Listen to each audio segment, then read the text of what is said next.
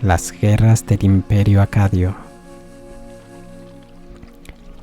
En el siglo XXIV, Sargón de Akkad formaría un gran imperio, el Acadio, en Mesopotamia, tras conquistar toda Sumer, extendiéndose luego a toda Siria y a todo el Líbano y la costa mediterránea.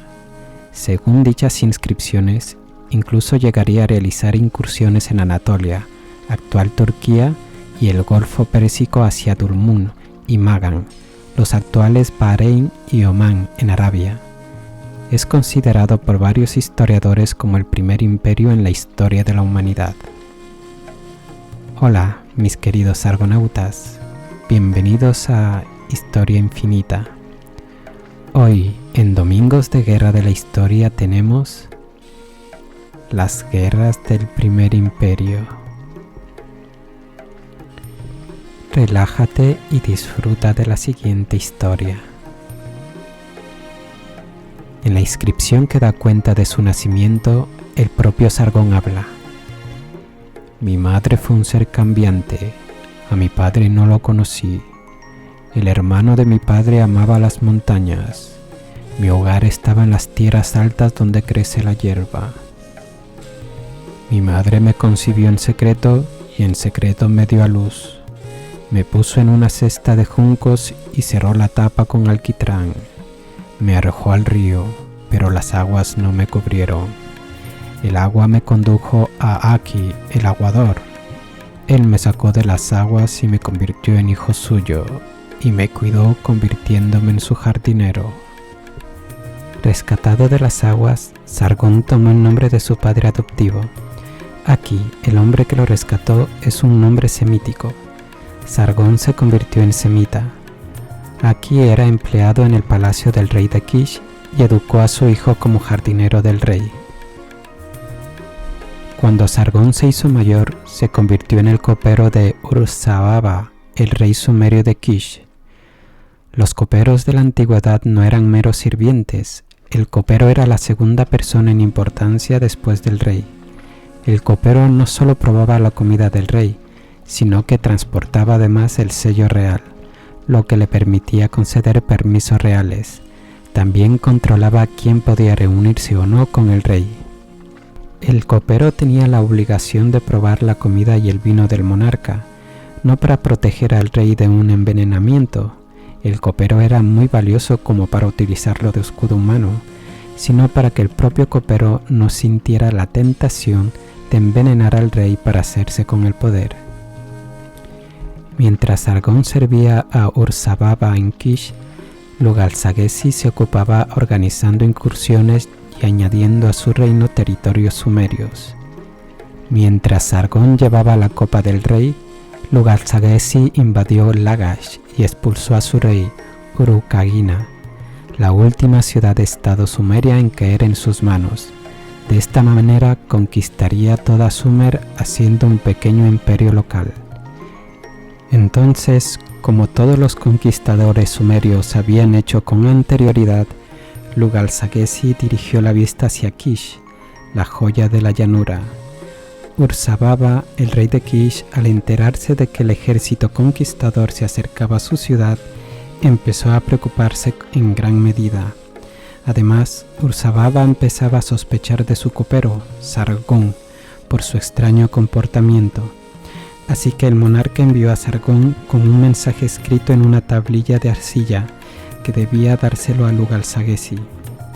El mensaje era un esfuerzo diplomático evidente por llegar a un acuerdo, pero sin embargo contenía la petición de que su enemigo asesinase al copero. Lugal-Zaggisi rechazó la petición y siguió avanzando contra Kish. Parece ser que Sargón decide hacer un trato con Lugal-Zaggisi conspirando contra su rey. Incluso se habla de cómo la esposa de Lugal-Zaggisi da la bienvenida a Sargón ofreciéndole su femineidad como refugio. Estos escritos dan a entender cómo los grandes conquistadores son representados como hombres poderosos sexualmente irresistibles. Lugal-Zaggisi conquista Kish y Ur-Zababa huye. Sargón, mano derecha de Ur-Zababa, desaparece. Aparentemente, mientras Lugal-Saguesi disfrutaba de su victoria, Sargón se dedicó a reunir un ejército propio a partir de las propias fuerzas de Urzababa, hecho que quizá ya llevaba tiempo haciéndolo bajo un cuidadoso proceso de selección, y marchó con este ejército sobre Uruk. Lugal-Saguesi estaba ausente cuando Sargón apareció y tomó su ciudad por sorpresa. La inscripción de la victoria de Sargón nos dice que éste arrasó la ciudad de Uruk, destruyó sus murallas y luchó contra sus hombres derrotándolos. Al recibir noticias del ataque, Lugal-Saguesi abandonó Kish y se dirigió hacia su ciudad para repeler la amenaza que se cernía sobre su poder. Pero para entonces Sargón era imparable. Se encontró con Lugal-Saguesi en el campo de batalla, lo derrotó, le hizo prisionero y le puso cadenas. Lo llevó hasta el templo de Enlil y le hizo caminar de manera humillante hasta la puerta del templo dedicada a esta deidad. Sargón adoptó inmediatamente el título de rey de Kish. Viajó hacia el sur, conquistó la ciudad de Ur y de Uma y acabó con el resto de la resistencia sumeria en una marcha triunfal que le llevó hasta el Golfo Pérsico.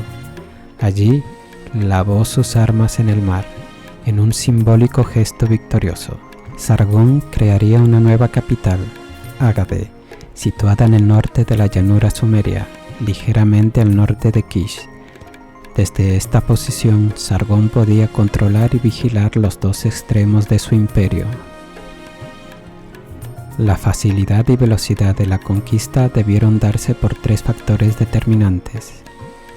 La primera es que Sargón se vio beneficiado de las victorias que tuvo Lugal-Saguesi sobre todas las ciudades-estado sumerias, cuyos focos de resistencia de cada ciudad estaban ya debilitados cuando Sargón invadió dichas ciudades.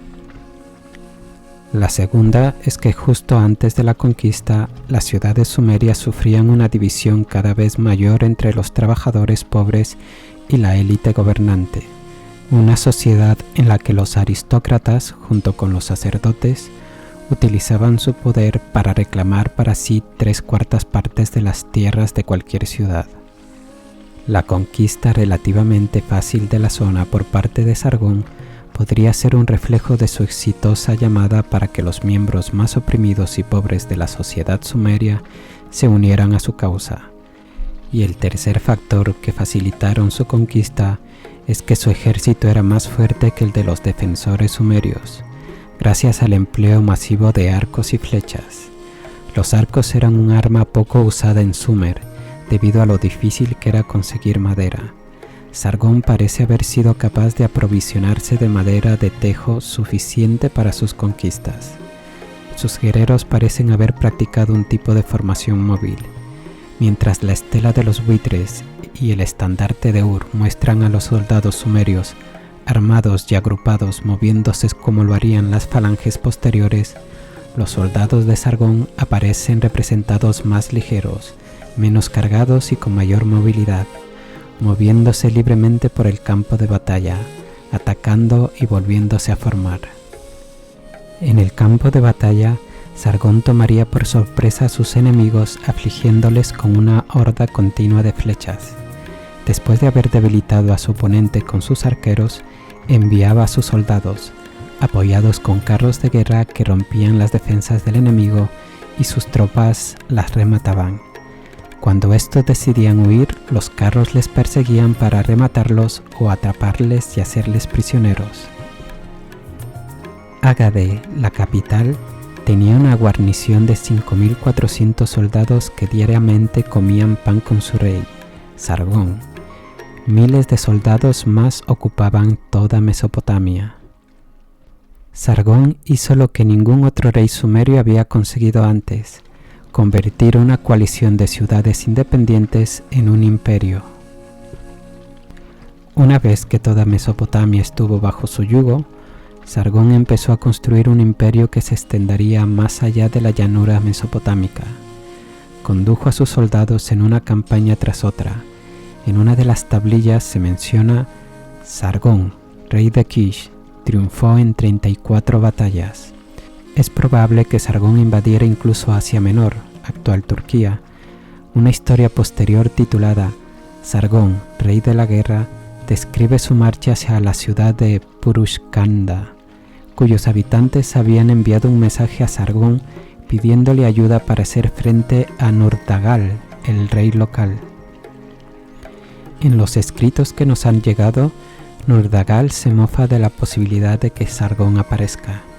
No vendrá tan lejos, las orillas de los ríos y las aguas elevadas se lo impedirán. Las enormes montañas se llenarán de matorrales y se enredarán a su paso. Tan pronto como estas palabras salieron de su boca, Sargón irrumpió violentamente en la ciudad. Nurdagal apenas había hablado cuando Sargón rodeó la ciudad y agrandó la puerta 2 acres más. Mantener el control de este gran imperio requería contar con un ejército permanente y bien entrenado. Los hombres que comían pan con su rey, Sargón, bien podrían haber sido los primeros soldados profesionales de la historia de la humanidad. Controlar a gentes tan diversas bajo su mandato necesitaba también un alto nivel de astucia en materia religiosa, algo de lo que Sargón tenía de sobra. Honró a todos los dioses locales de importancia de las ciudades que conquistó. Construyó templos en Nippur como un buen sumerio y convirtió a su hija, Enderreina, en gran sacerdotisa del dios Luna de Ur. Enderreina es considerada la poeta y escritora más antigua conocida y una de las primeras mujeres en la historia cuyo nombre se conserva. Pero eso es otra historia, que la encontrarás en este canal los días miércoles de historia. Mis queridos argonautas, eso es todo por hoy de las guerras del primer imperio. Si te ha gustado el vídeo, no olvides suscribirte, darle a me gusta y a la campanilla para que te lleguen las notificaciones. Un abrazo y nos vemos en el próximo vídeo.